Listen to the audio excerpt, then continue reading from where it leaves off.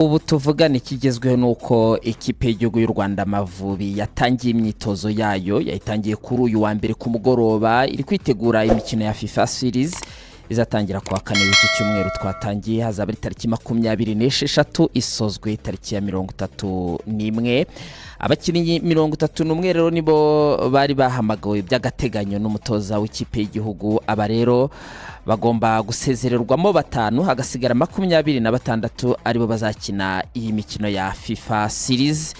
Abenshi bakina hanze y'u Rwanda bose bamaze kuhagera yewe n'ibihugu bitandukanye byatangiye kugera mu Rwanda, ubwo rero nuko ryoherwa n'umupira w'amaguru. Noneho reka mve mu mupira w'amaguru nge muri basket, mbabwire ko ubuyobozi bwa Basketball African League BAR bwemeje bidasubirwaho ko RSSB Tigers ariyo kipe izahagararira u Rwanda uyu mwaka wa 2026 mikino ya BAR isimbuye ekipe ya APR Basketball Club yikuye muri iri rushanwa. Kuri wa mbere rero niho ubuyobozi bwa BAR bubinyuje ku mbuga nkoranyambaga zayo bwemeje ko ekipe ya RSSB Tigers ariyo izahagararira u Rwanda muri iyi mikino. Bagize bati amakuru agezweho nuko BAR season ya gatandatu RSSB Tigers yo muri shampiyona y'u Rwanda ari izahagararira u Rwanda mu mikino ya Karahari Conference. Iri tsinda rigiswe Karahari Conference rizatangira gukinwa tariki 27 Werurwe ikinirwe i Pretoria muri Afrika y'Epfo.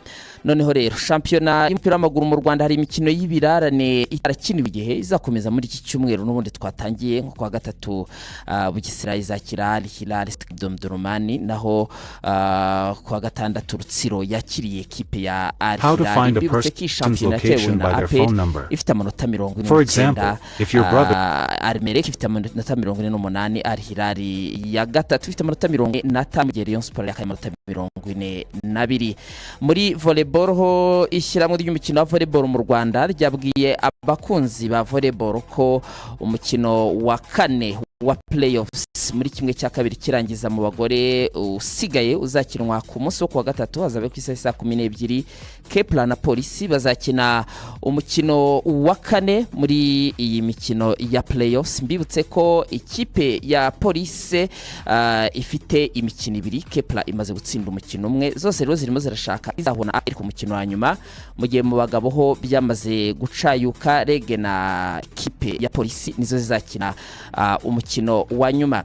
Reka nge hanze y'u Rwanda mabwire ko umutoza w'ikipe ya Seville bamwita Matthews Almeida yirukanywe yazize umusaruro muke iyi ekipe yari ifite.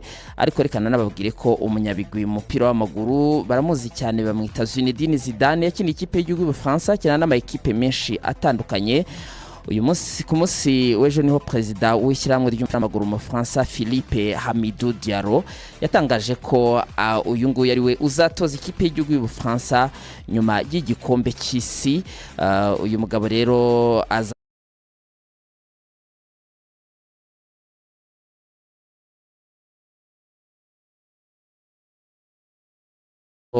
azasimbura Didier Deschamps asoza akazi ke tariki 19 Nyakanga mwaka 2026, ari naho ari no munsi nyirizina igikombe cy'isi kizaba cyasorejwemo. Noneho Aston Villa yatangaje ko yasinyishije umwana w'umwongereza ukiri muto n'umwana w'umuhanga bamwita Badri Paul Bros. Uyu mwana rero yasinye amasezerano n'igihe kirekire muri no ekipe ya Aston Villa. Naho ekipe y'igihugu ya Brazil yamaze kutangaza ko myugariro wa ekipe ya Arsenal bamwita Gabriel Magalhaes yamaze gusohoka mu mwiherero n'ekipe y'igihugu ya Brazil ngo impamvu nta yindi ni kibazo cy'imvune yahuye nacyo. Ariko ibi ngibi abihuje na Brian Mbeumo ndetse na Benjamin Sesko bamaze kuva mu gihugu basubira muri Manchester United kubera ko nabasifite ibibazo by'imvune. Nsoza reka ko Antonio Griezmann yamaze kwerekeza mu ikipe ya Orlando City muri Leta Zunze Ubumwe za Amerika, aho azatangira akazi muri ino ekipe mu kwezi kwa 7 uyu mwaka. Urakoze cyane mu ijoro ryiza.